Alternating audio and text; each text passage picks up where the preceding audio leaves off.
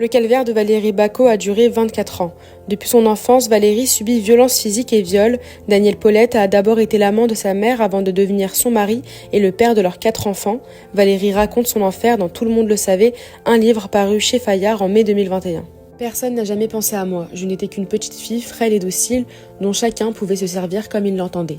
D'abord Christophe, mon propre frère, puis Daniel, le compagnon de ma mère. Il valait mieux regarder ailleurs, ne pas faire de scandale. Tant pis si j'en mourais, du moment que je gardais la décence de bien vouloir le faire en silence pour ne pas déranger.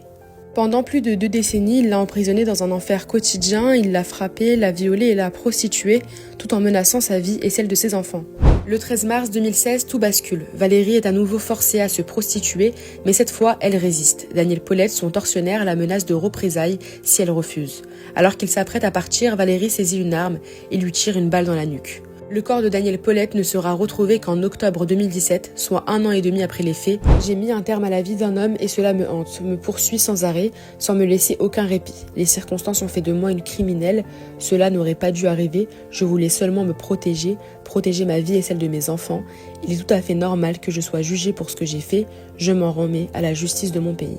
En 2021, Valérie Bacot, âgée de 40 ans, est jugée pour le meurtre de celui qui l'a détruite.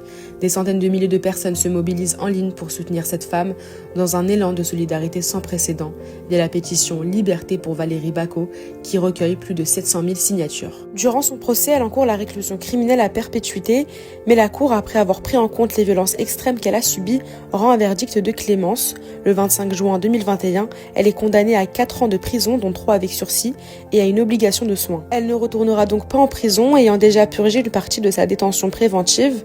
Après avoir ignoré ses tentatives de plainte, cette décision émane d'une justice qui, pour la première fois, semble reconnaître la souffrance de Valérie Bacot.